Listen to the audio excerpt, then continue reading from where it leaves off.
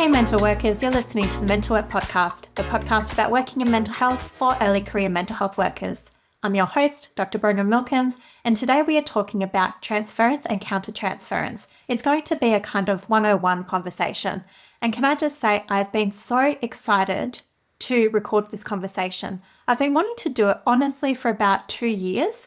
I've been thinking about this episode, wanting to record it with somebody. I was waiting for somebody to come along and a guest I could do it with, not to put too much pressure on the guest, but it's going to be really good.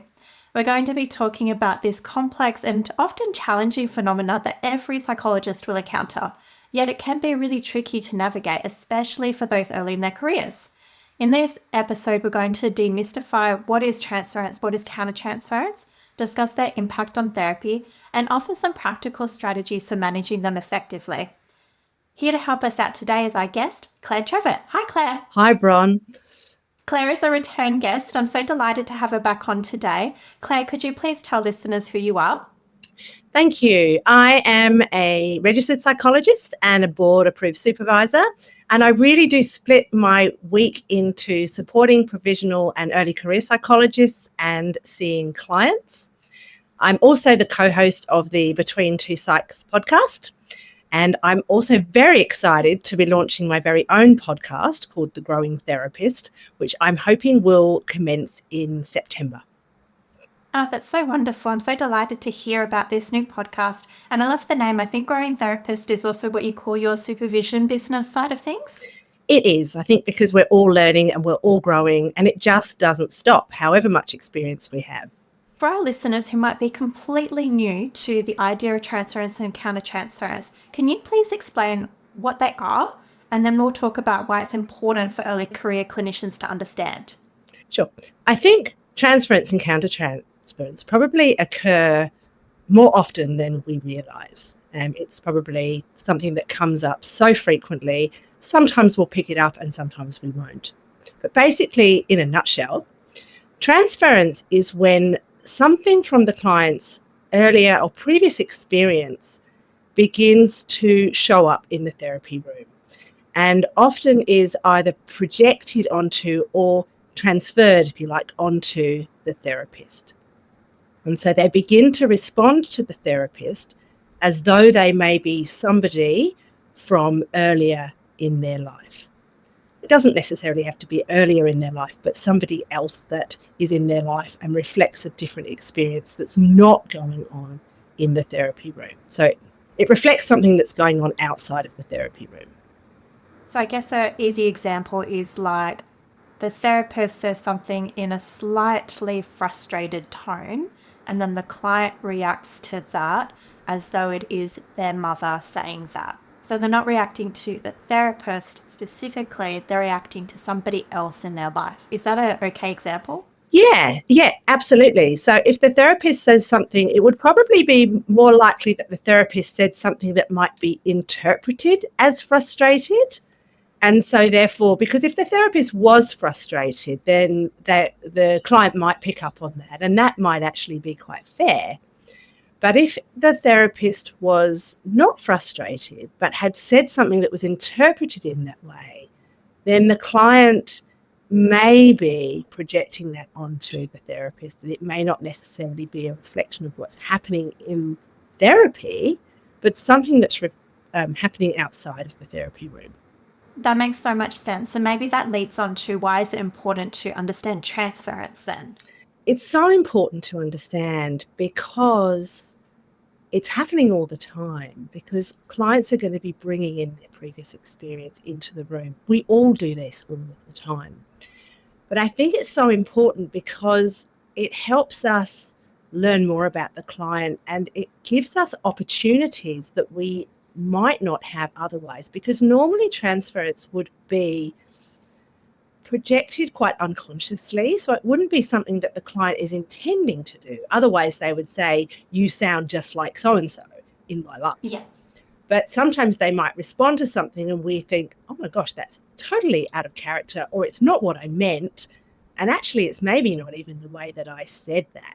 We're obviously trying not to convey anything that's going to give the client the impression that maybe we are frustrated or finding things difficult. We're wanting to convey quite a calm environment in which they can explore what's happening for them. So it is important because it gives us information that we might not have otherwise.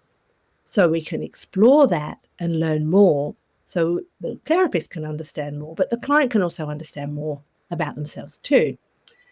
And if we don't pick up on that, then we may actually misinterpret that. We may think the client is being obstructive or difficult or rude, when actually it's a reaction that is in keeping with something else and that makes sense in the context of their life.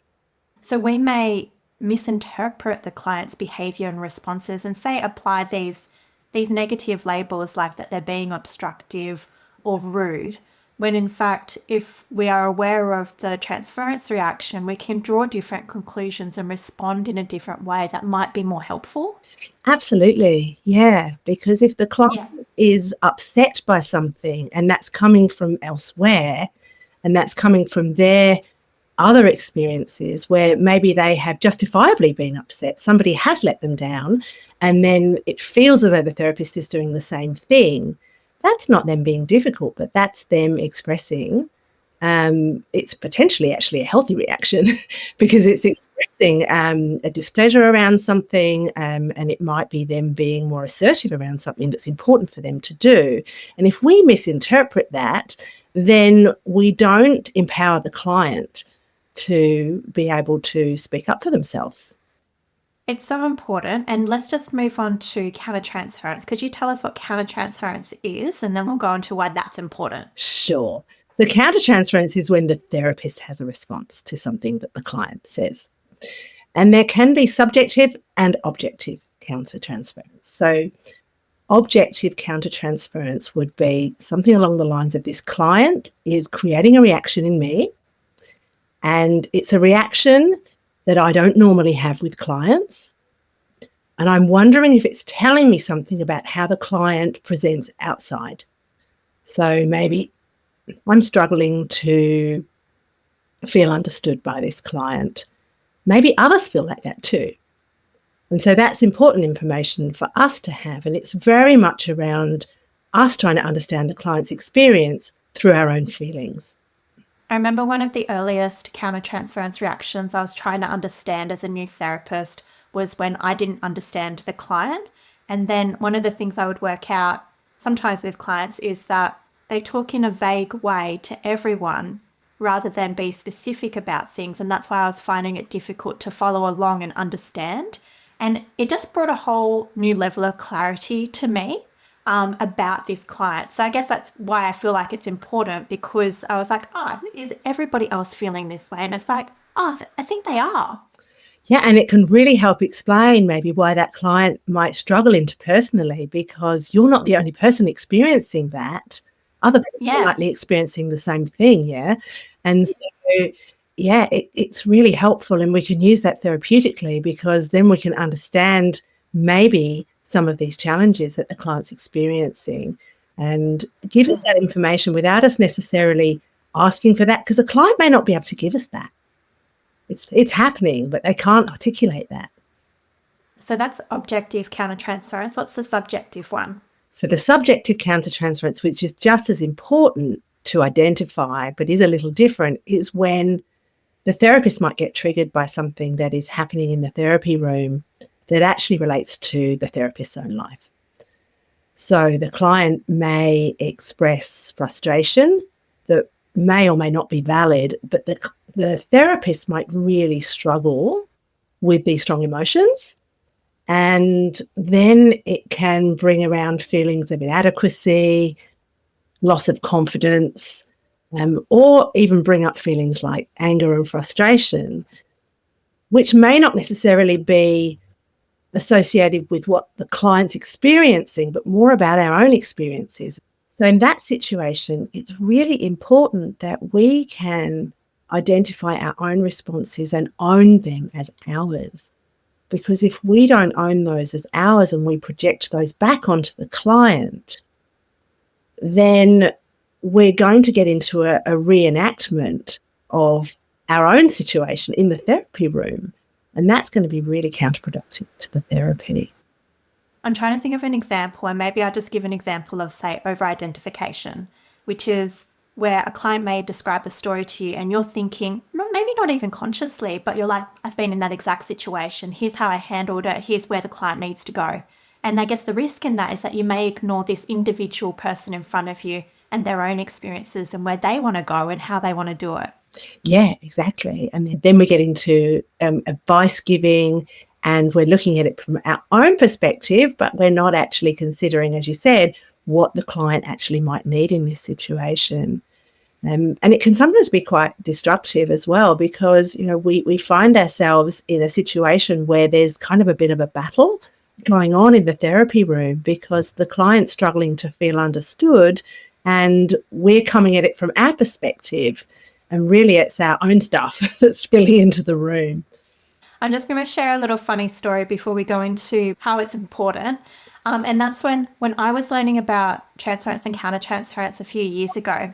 I didn't know much about it in my training. I wasn't exposed to it. It wasn't discussed with me. So I learned it a bit later down the track. And I was really into it. I was really into learning more about it. And I came to a supervision session with my supervisor, very pleased with myself, because I had developed a whole risk protocol for myself for countertransference. And this was before ChatGPT. And I'd written out a little list for myself of like how countertransference could show up. And it's like, I might be overly positive towards a client. I might be overly negative. And I come to the supervision session. I'm like, here's my great list. and she's like, she was lovely supervisor. But she was like, Bron, it's not a risk. Like, this is happening all the time. And thinking about it like a risk is not quite the right approach. And I was like, I learned a lot that day. She's like, it's happening all the time. And I just wanted to emphasize that because I think that might be a common, mistake that early career psychs might put ourselves in. We might be like, I'm at risk of doing this, when it's like, it's happening all the time. That is such an important point, and I'm so glad you said that, because yes, it is happening all the time, and it's not necessarily something that we are trying to prevent, but it's something that we want to be aware of so that we manage it really well when it does happen, which it will. It will happen. Yes. Yeah.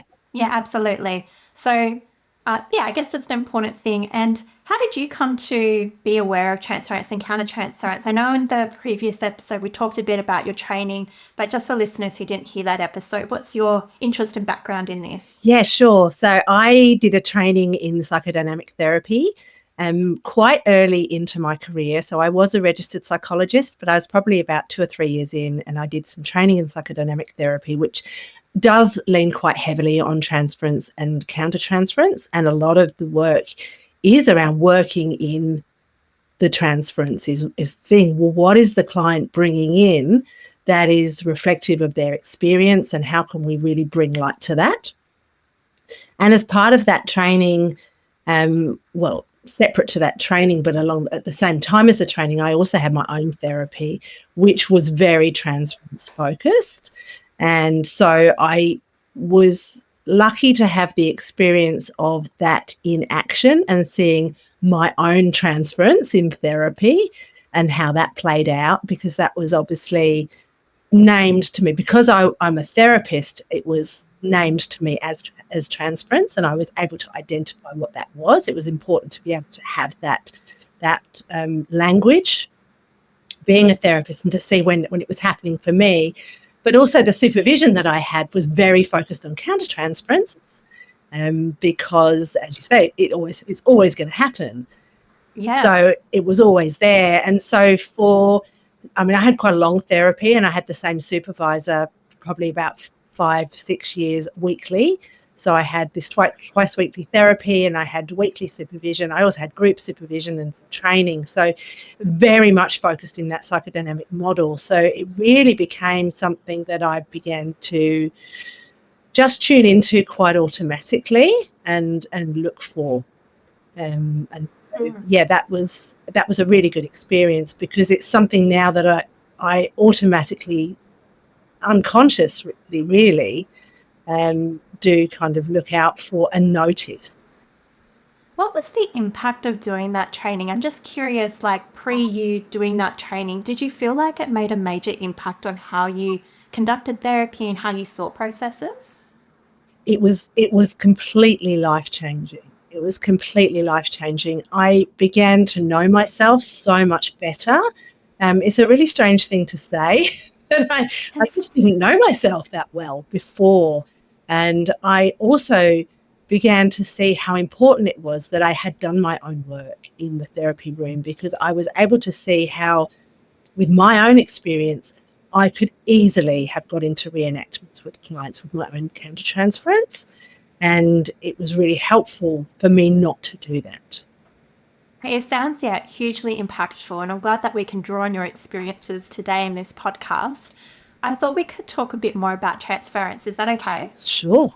So, what are some of the typical signs? I guess it's like how long is a piece of string when we talk about typical, but what are the things that you observe or people bring up that indicate a client is experiencing transference? I think transference is reflective usually of the client's experience or a past experience, rather than what is actually happening right now in the therapy room. And the two can co-occur. But when I think about noticing countertransference, it's about that situation feels more reflective of something else or the past for that client than the context of the conversation. So the way I might have said something, the question that I might have asked, it feels as though it's not taken in the context of just us in the present, but there's something else coming into that. Okay, so maybe the feeling you might notice in yourself if something feels a bit off or odd here. Yeah, it doesn't fit. It's not congruent with the conversation. It's like something else has been brought into this that begins to add another layer or dimension to things. Yeah, because I was going to ask next, like, how do we differentiate between transference that's transference, or is it a client's genuine feelings towards them? And I guess one example I'm thinking of is potentially like clients who are really positive about you, and I've experienced this, and it feels like an over friendliness that's not our relationship. And how do I know if that's just them being genuinely friendly or if there's some transference here? Yeah, that's a really, really good example, because sometimes it's hard to tell. It is. It is. It's when there would be any kind of idealizing, or it might feel maybe that some sort of boundaries were beginning to be breached, or that, yeah, it just didn't feel maybe genuine in some way. Like it was that when clients begin to idealize, often it doesn't kind of, as you say, warrant the level of connection that you have. It feels like, it's been elevated somewhat, and doesn't necessarily reflect the reality. But at the same time, a client might just have a good, strong connection with Yeah. a therapist. They might be like, I haven't felt heard before, and this is the first space where I felt that, and this is a refreshing experience for me. Yeah, exactly. I mean, it could be that they've got a lot in common with a therapist as well. It could be that they're a similar age. They might dress in a similar way. They might, the person might like the therapist's style. They might have a similar sense of humour. So there could be some common factors there that would also really create quite a strong therapeutic relationship. And so I'd be really hesitant to call everything transference when actually there could just be some really genuine factors there that would, contribute to that strong relationship. I think it would only be where it became either useful to explore further, and so you're wanting to explore something maybe underlying, or it feels like there's something more to it. Yeah, because I was thinking, like, is it useful to bring this up? Let's go with the example of idealization. But, like, I could almost imagine an unkind conversation with a client, which would be like, you like me a lot. I think that's a problem. Not directly in those words, but the gist of that. Yeah, and it's not necessarily problematic. Even Yeah. some level of transference might not be problematic as well. A positive transference can sometimes be quite healthy, as long as it is not going to, I guess, interfere with either the client's sort of level of functioning or be kind of too distressing for the client, we really want to make sure that we're not sort of making more of something than there is. Exactly. Because I mean, we could read something into everything, particularly when we're doing sort of a more analytic style of therapy. We could read something into everything, and sometimes a spade's a spade, and we just need to call it that. And sometimes it's just not problematic. So I think I'd be really wanting to focus on what are the key issues here, what's going to be the most helpful use of the time, because psychodynamic therapy or psychoanalytic therapy was previously very long-term, multiple sessions per week. There was lots and lots of time for the therapist to explore and, allow time for things to emerge. We don't have that luxury at the moment with our time-limited therapy. I mean, even if a client can afford to pay, it's very unlikely that they would come more than once a week. And so I think we do need to be quite selective about what we do bring up and make sure that it's going to be in the service of the client and it's going to build a level of insight that's going to be helpful. Yeah, I think echoing what you said, maybe important for the listener to take away is that not all transference is bad. So it doesn't always need to be brought up. So I guess if people are thinking transference bad, I guess don't have that association.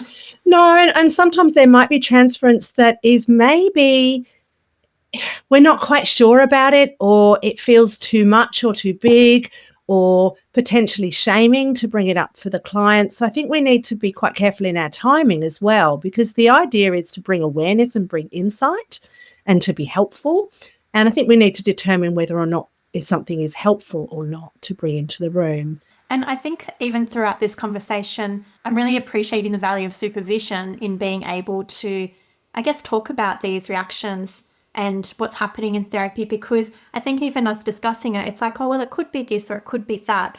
And it seems like supervision is a great space to nut out those potential differences and work out a plan of action. Yeah, I think so. I mean, this is why I think we need supervision throughout our life, throughout our career. It doesn't stop. And I think that I would always be wanting to see somebody as a supervisor that has more experience, ideally, than I do in a particular area when I'm seeking supervision. And so, and countertransference is probably one of the biggest areas that I seek supervision in. I generally am thinking, I've got a response to this client, and this is what needs to be explored for me. And so I bring it up a lot in my own supervision because it's happening all the time, and it's really helpful for me to be able to address that. And sometimes it's hard to see the forest from the trees when you've got your own perspective. I remember talking with my own supervisor about gifts, and he has a psychodynamic lens. And I was like to him, it's a gift. Like, a gift is a gift. And he was like, Bronwyn, it's in the context of therapy. And I was like, grr, I think you're right in this case. So it's so helpful to get another person's perspective. Yeah, I think, it is important because you're right. It's unconscious. It's happening unconsciously to us. And even sometimes in supervision, I will be talking about something and then my supervisor will say, oh, the countertransference. And I'll think, oh, gosh, there's the countertransference. I hadn't seen that, but there it is. Yes, totally. So I'm curious to know, with countertransference, what are some typical countertransference reactions that psychologists might experience? Yeah, so because that is so, I think that can sometimes be a little bit easier to identify in ourselves. I definitely find it easier. Yeah, because we're experiencing a reaction. Yeah. So it's when we start to feel different about some things and we think, gosh, I don't normally have this reaction, but I'm having this reaction. So suddenly in a session, you might suddenly feel something. It could be sadness, it could be anger, it could be frustration that doesn't seem to kind of fit the conversation. So something that feels a little bit different, or when you feel yourself sometimes even tempted to do something different. Like, I wouldn't normally do this, but I'm going to do this with this client. I would always take those situations to supervision. They're such interesting. I really love paying attention to that in myself. Like, even giving a client 5 more minutes in therapy, I find that very interesting when I do and don't do that. I find it really interesting to pick up on these things in myself. Yeah, because you're wondering why you're doing something with what? Yeah, why am I doing that? Yeah, it's very interesting. Yeah. And it is often when we begin to have those feelings that I would be wanting to pay attention to that, or if we feel triggered by somebody. So it could either be, I don't know why I'm feeling this way, but I am with this person, or it could be, I'm so frustrated with this person or with this client or in this situation because, and then thinking about whether that is because the therapy is not progressing as we want it to, or is there something in this client that is reminding us of something else in our own lives? And so when it comes to countertransference, this is where I think personal therapy or personal reflection even should be differentiated between the supervision, because when it's about the client, that's when we need to take it to supervision. When it's about us, yes, we can take some of that to supervision to unpack it and identify whether it is actually subjective countertransference, but really that belongs outside. That's our own work to do. So as a supervisor, should I feel scared about discussing a countertransference reaction with a supervisor? Like, are they going to be like, don't talk to me about that? I guess, how do you manage that delicately and respectfully? I would really hope that somebody did not feel scared to bring that to supervision, because it's all relevant, but it might be that something personal wouldn't get unpacked in the supervision session. So I think it's all relevant to bring in, even if it is reflective of something personal, because sometimes we don't know. And so sometimes it's about, okay, well, this feels like a personal reaction, and is there some place that you can begin to reflect on that? Because I don't want to go into someone's personal circumstances unless it directly relates. So sometimes someone might say, yes, I've had a situation like this before and it's so reflective of this client, in which case I think it's really helpful to name that. Yeah, I don't ever want to kind of say, although there's a place for personal therapy and there's a place for supervision, I'd never say you cannot bring that into supervision. I guess it sounds like it's important perhaps to even say to your supervisor, like, I notice I'm experiencing my own reaction here because of past stuff that's related to me, right? Absolutely. And I think it's really important for the supervisor to know that as well. And sometimes as a supervisor in supervision, I've also worked with supervisees on, well, how do we take care of you in the therapy room because you are going to be triggered by this client? How can we help you stay present for this client? And that might just be as simple as using some techniques that we're using with our clients. How can we apply some of that to ourselves? Because sometimes the work is difficult. So it's not like I'm not going to help you with that. If there's some way I can support someone with that, I always will. But I just won't. Being psychodynamically oriented, I wouldn't want to unpack their personal circumstances. That makes a lot of sense to me, and I think it's clarifying the role of supervision and the role of therapy as well, which I think is a nice distinction to have.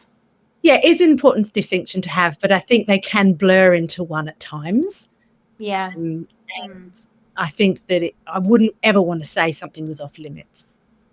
No, and I guess, like, just reflecting on my own personal experiences with supervision, I think it depends on the robustness of the supervision relationship as well. There have been some supervisors who, like, we're happy to explore a little bit more personal stuff than I have with other supervisors. And that's purely like length of the supervisory relationship, like years. And I guess like knowing the limits of that as well. I guess it's a bit of comfort for me. I don't know if that's similar to you. Yeah, I think so, because if you've got a good supervisory relationship and they know you, then they're going to say, yeah, this type of presentation can be hard, yeah? This is something you've had before, and they'll know you and they'll be able to support you with that. Exactly. Yeah, because they've got more information. So I think that it's not about not disclosing that at all. I think disclosing that to your supervisor, if you feel comfortable, can be incredibly valuable in supervision as well. And I think it displays a real openness to learning and wanting to, really explore how to get the best from the therapeutic work that you're doing with your clients. Yeah, and I think that's important to emphasize as well. It's not like we're just doing navel gazing for the fun of it. It's like we're doing this in the service of our client. It's Yes. like, yes, it's nice to learn more about ourselves, but it's like we're trying to help our client as best we can. And not being aware of these countertransference reactions, they can interfere with how well we can help our client and how effective we can be. They can. And it's not intentional because it's so unconscious, and we're wanting to do a great job. We're really wanting more than anything, most of us, to really support our clients. And if we realise that something that we are doing has the potential to get in the way of that, most of us are wanting to work on that. So we've talked about supervision, we've talked about therapy. Are there any other steps that we can take to manage countertransference if we notice that we're having strong emotional reactions towards a client? There are times when we can bring it up with the client, but it would depend on how helpful that's going to be for the client. I had a hypothetical situation for this question because I wanted to ask you whether it's ever helpful to bring it up with a client. Yeah. And my hypothetical situation was like, let's say the therapist is very social justice oriented and their client really needs her to write a letter for them for some situation that's related to advocacy. The therapist has this reaction where they're like, I want to help, but it might be overextending their role from the therapeutic role. And I thought, like, that's probably a relatively common potential countertransference reaction you can have. Would it ever be appropriate or beneficial after the therapist steps back and is like, oh, actually, no, this is to do with my sense of justice and wanting this resolved. It's not actually in the best interest of the client. Is it ever helpful to bring that up with them? Well, I think in that situation, the client, particularly if their request is going to be declined, which would be disappointing. Yes. Yeah, they'll understand why rationally. Clearly, we have a really good reason for declining that and explaining that. They might understand that on a rational basis. But I think for us to then add in, the part of me that wants the social justice and that wants the best for you would really like to be writing this letter, I think would actually add a lot to the therapeutic relationship, because it would really convey to the client that you care. And I think that's really important for a client to know. I think I can't imagine that it wouldn't be helpful for a client to know that. But you'd need to be very clear in that situation around the reasoning for saying no. And I think that you'd need to be clear whether you share that or you don't.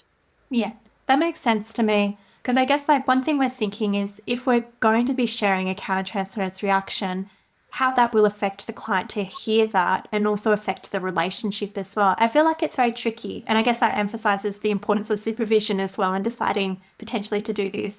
Yeah, I mean, I think sometimes it can be helpful. Like I'm thinking about, where a client might be quite critical towards others in general. And sometimes I think that's going to happen to me at some point. Oh, yes, I've thought that too. and sometimes I'll just name that and say, I've noticed there is this tendency, to feel quite frustrated towards other people, and I wonder whether you feel frustrated towards me at times.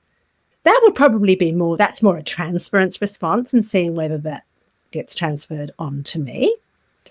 But a countertransference response might be, occasionally I have felt that in this room. I have sometimes felt a little bit on the receiving end of that. I can imagine that, what it might be like for people when you do that.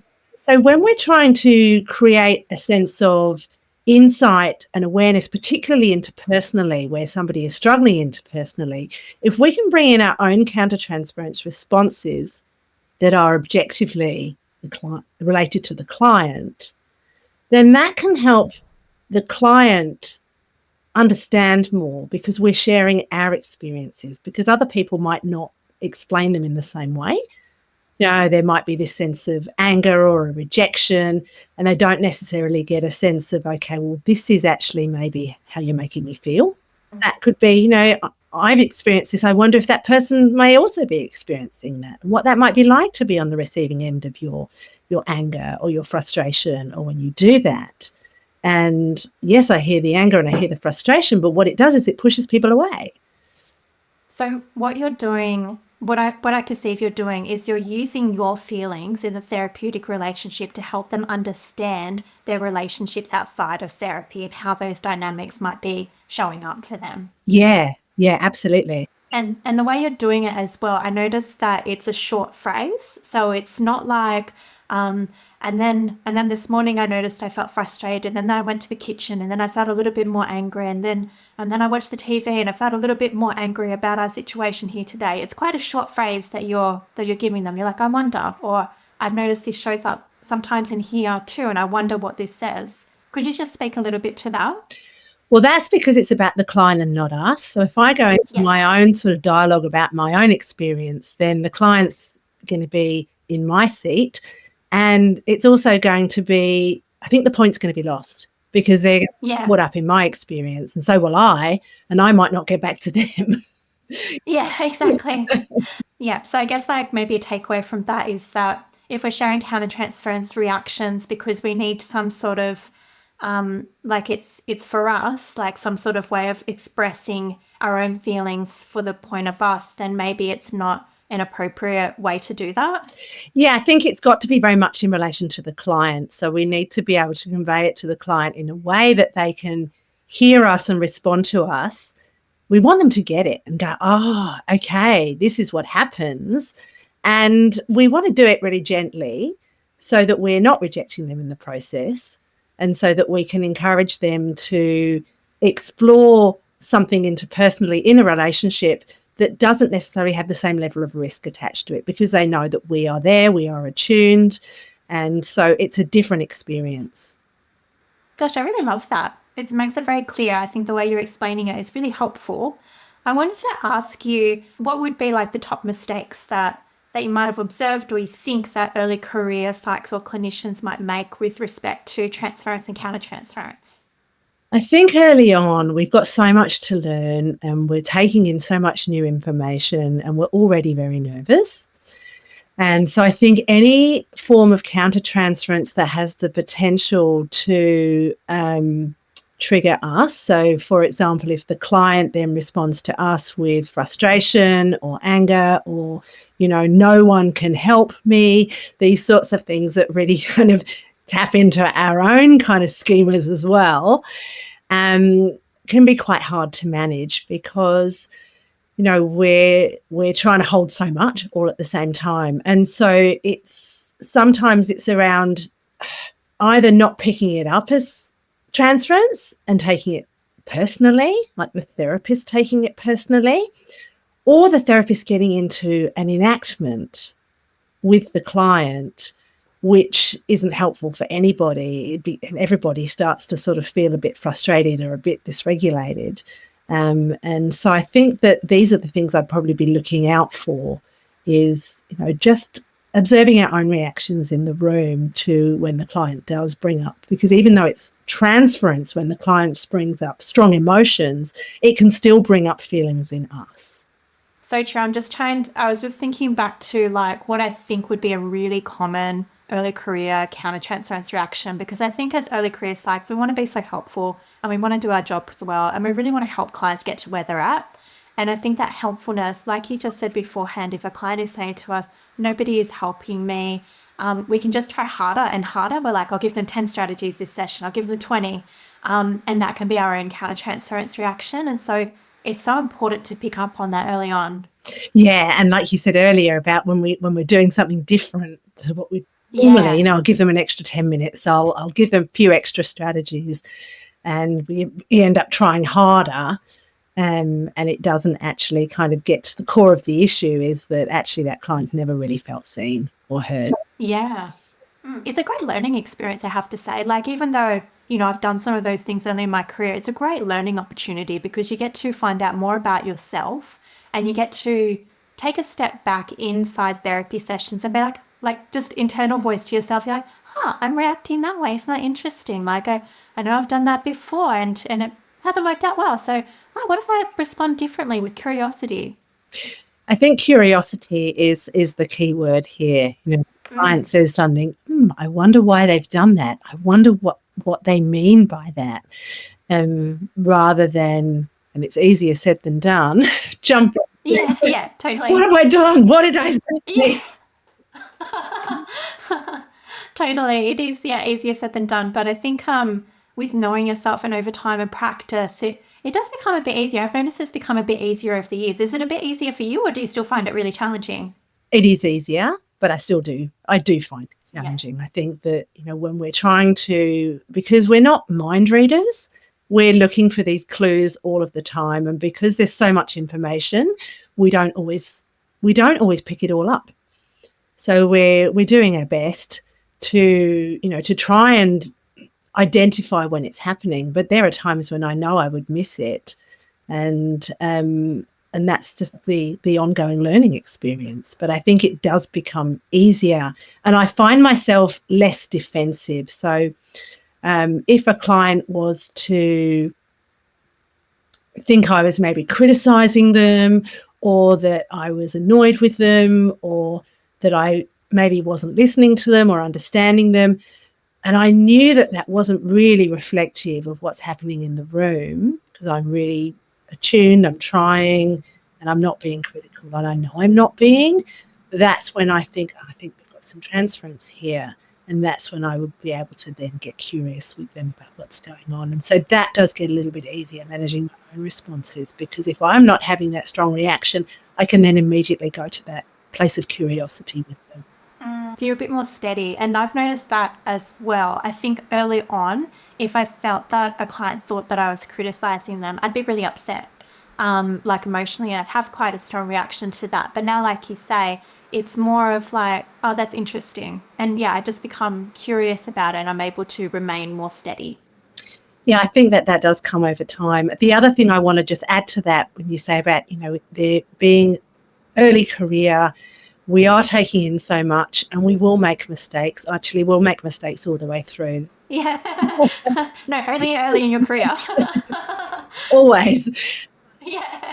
It also can give us the opportunity to get things wrong. If we don't get things wrong, we can also go to repair that. And that can also be really helpful in the therapeutic relationship. Sometimes to say to a client, maybe I didn't get that quite right. Maybe I didn't understand that. Help me understand that. And they're less likely to say, see, I told you so. They're more likely to say, oh, finally, somebody really wants to know me and understand me. And they're likely to be more forgiving. Yeah, totally. I love repair. I think it's one of the best features of a therapeutic relationship, and it's often something that people do not experience in their day-to-day relationships, particularly folks who are vulnerable and come to therapy with us. They may have had a history of where people have left a relationship rather than repair, and I think it's a profoundly, potentially transformative experience to be able to experience that in therapy.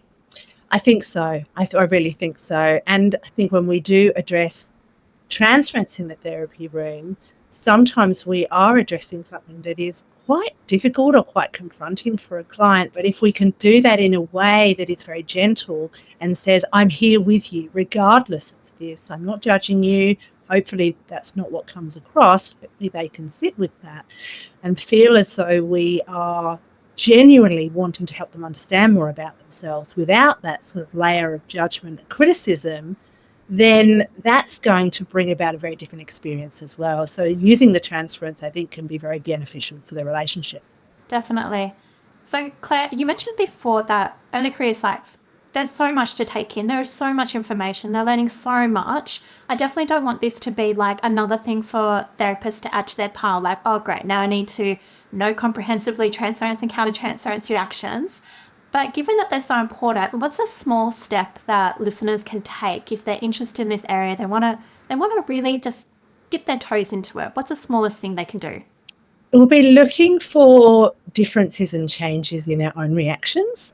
So if you're noticing in a session or after a session that you're feeling something that you don't normally feel, I would encourage you just to name that, reflect on that, maybe journal or write it down, or talk through it in supervision or in therapy if you have that opportunity. I know that's not available to everybody during the internship particularly. And so beginning to just open up to your own experiences and become more aware of that, because it's so easy to sort of write these off. And we don't want to lose curiosity because we can lose really helpful information. And I do the same with transference. If a client is responding to us in a way that just doesn't feels a bit off or doesn't fit in some way, again, we don't have to address it in the session. We can reflect on it afterwards.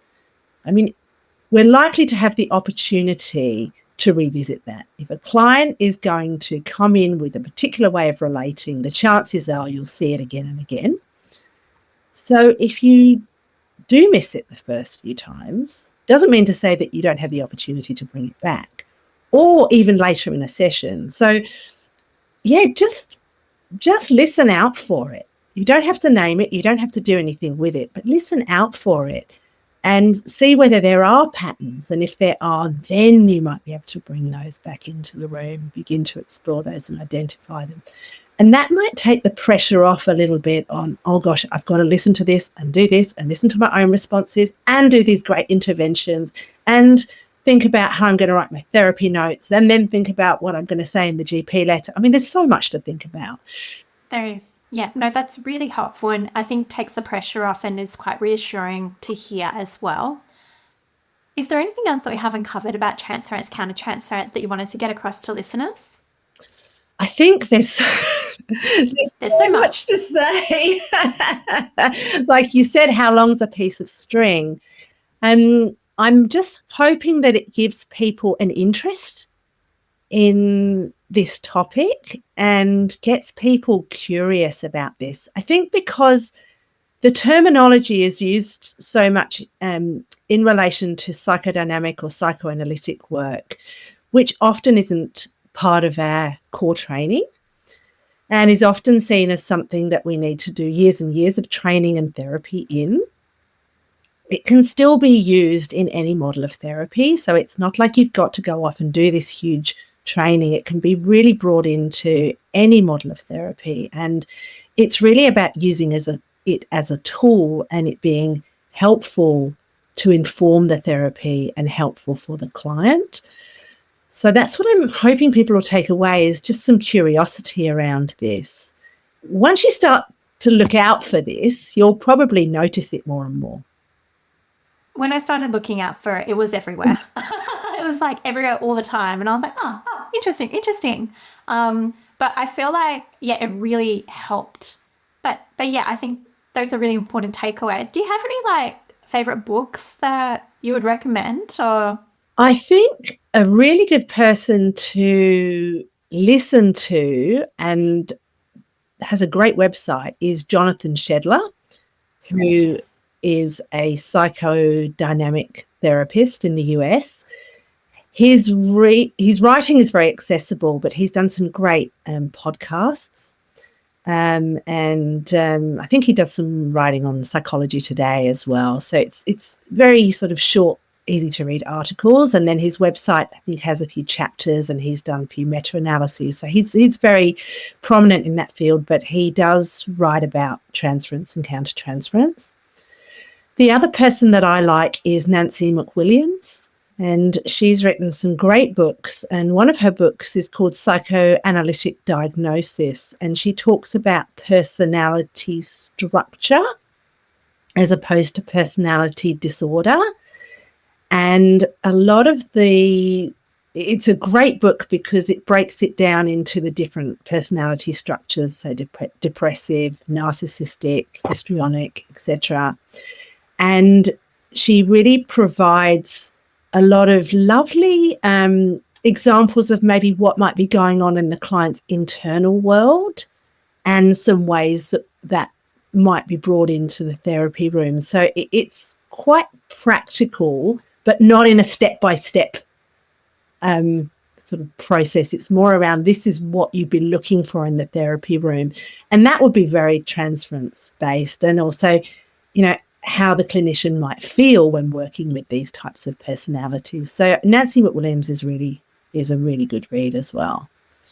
Yeah, I love both of those resources. I think Jonathan Sheldon has my favorite chapter that I read on psychodynamic psychotherapy. It was literally like intro to that. And I was like, this is so accessible and I totally understand it from just reading it. So I'll pop links to those in the show notes so listeners can have a look if they wish. Yeah, I think both of those are very accessible. I'm not, I personally lose interest when books are too dense and it becomes too complex.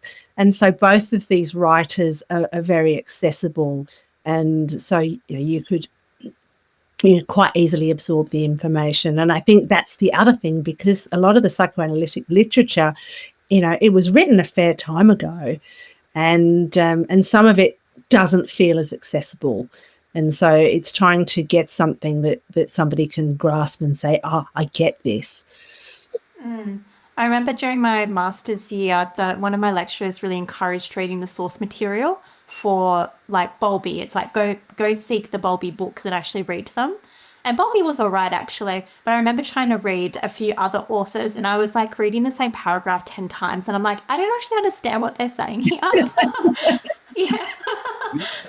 I'm like, do I know how to read? Yeah, and I don't, so I wouldn't be recommending anything like that. But the experts, Nancy McWilliams written a few books, one on formulation, one on therapy, one on supervision, actually, and diagnosis. And awesome. Yeah. And she very much draws on other methods as well. She doesn't have this opinion that it's only psychoanalytic therapy and, that's the sort of the Bible. You've really got to only follow this method. She's very, very open to other methods as well, which I think can make it even more accessible for people coming from different modalities. I agree. Claire, it has been such a pleasure to talk with you about this important topic. I'm so glad we got to record this episode. For me, it's like, finally, I've done this episode. So I'm so glad that you're able to contribute with your expertise and background. I really appreciate it. Thank you so much for having me. It's been lovely having this conversation. Thank you. No worries. If listeners want to learn more about you or get in touch, where can they find you?